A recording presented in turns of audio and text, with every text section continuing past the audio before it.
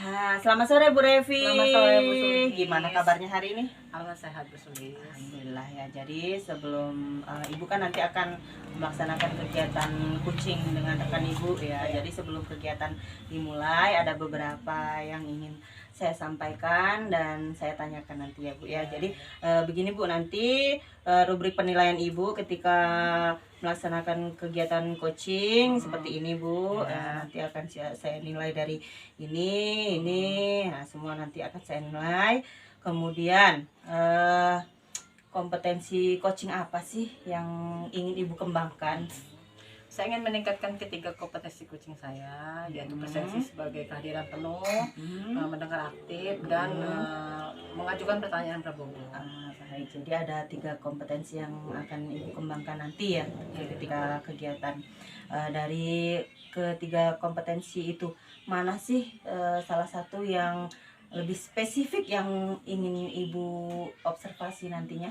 Mungkin ke pertanyaan berbobot ya, karena memang apa sih, saya ingin lebih menguasai lagi untuk pertanyaan berbobotnya, jadi supaya si kucing saya itu bisa bisa lebih terbuka dan lebih bisa menemukan solusinya.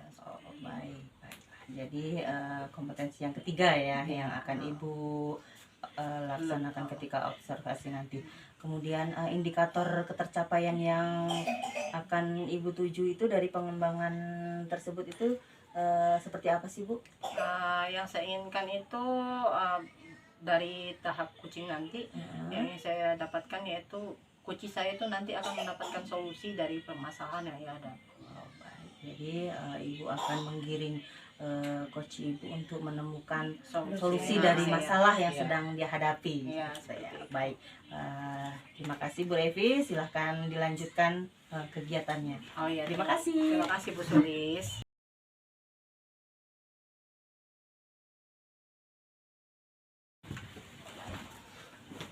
Selamat sore Bu Revi. Selamat sore Bu Sri. Gimana kabarnya Bu? Alhamdulillah sehat. Gimana kabarnya Bu Sri? Alhamdulillah saya juga sehat. Ini Bu, saya ada yang mau saya diskusikan sama Ibu nih. Boleh, apa tuh yang mau didiskusikan Bu Sri? Ini adalah tentang manajemen diri. Manajemen diri. Iya.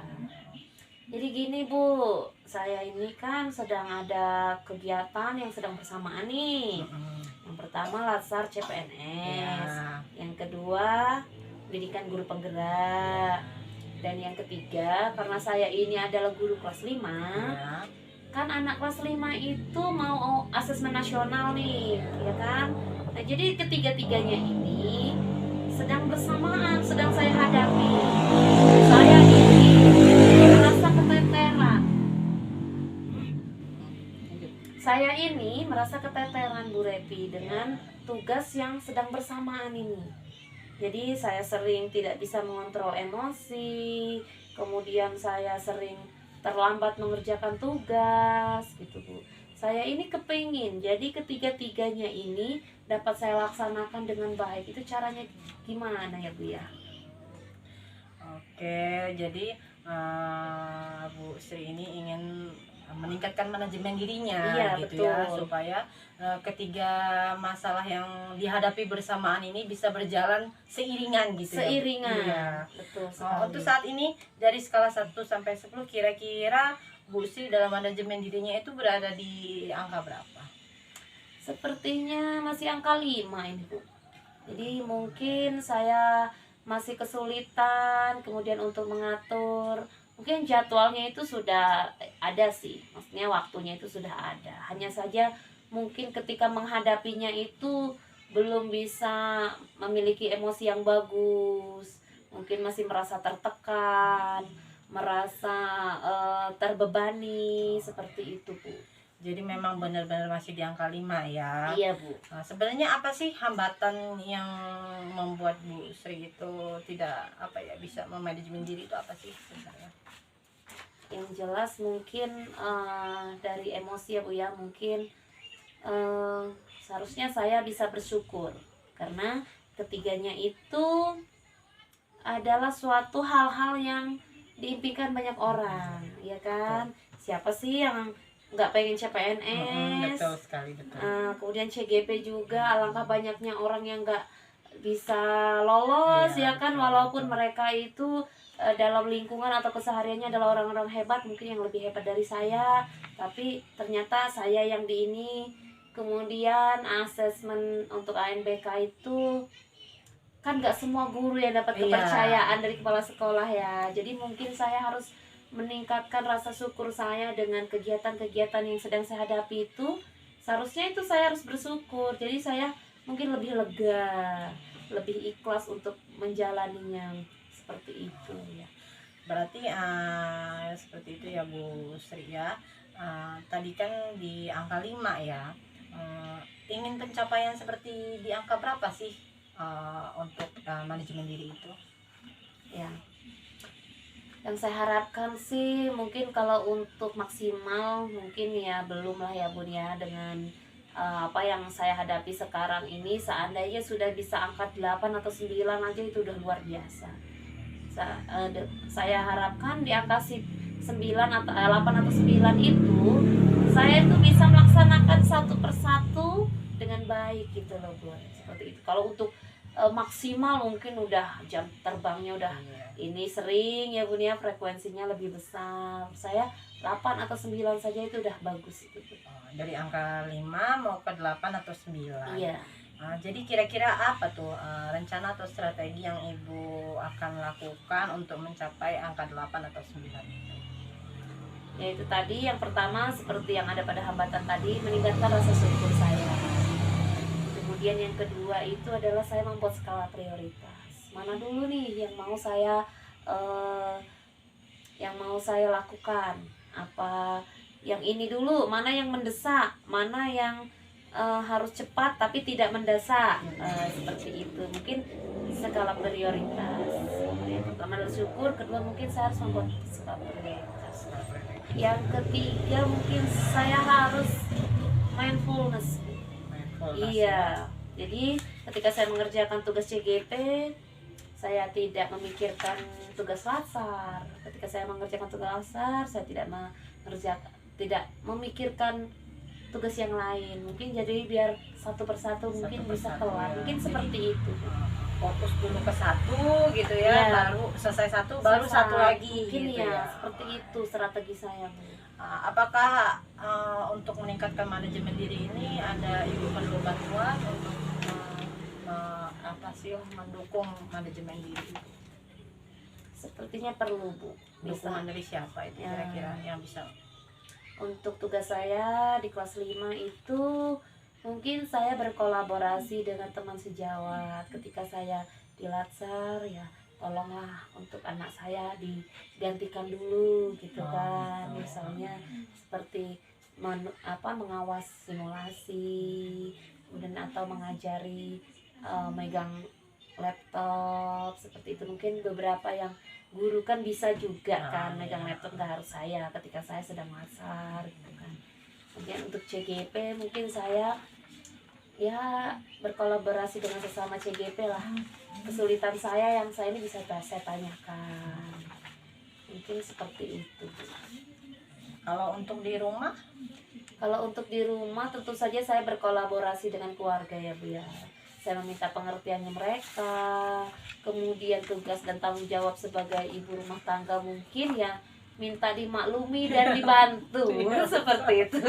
Betul ya, jadi kolaborasi dengan orang rumah ya, dengan suami, anak seperti itu. Baiklah, kapan tuh kira-kira strategi dan rencana yang Ibu akan lakukan itu? Kalau bisa secepatnya Bu, karena yang sedang saya hadapi ini udah mendesak sekali. Sudah sangat mendesak. Iya, kalau tidak cepat saya laksanakan mungkin semua akan berlarut-larut sehingga takutnya membuat tugas-tugas itu menjadi terbengkalai. Malah terbengkalai semuanya gitu ya. Iya. Baiklah. Harus secepatnya. Baiklah, kalau begitu Bu Sri, baik, mungkin nanti Bu Sri kan mau secepatnya ya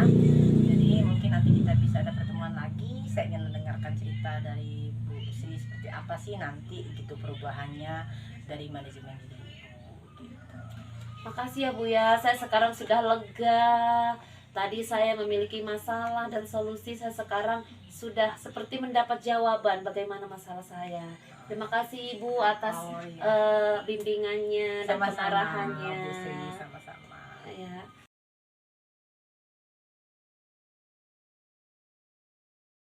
Nah, Bu Devi, Ya. tadi kan sudah melaksanakan kegiatan coaching ya dengan Bu Sri.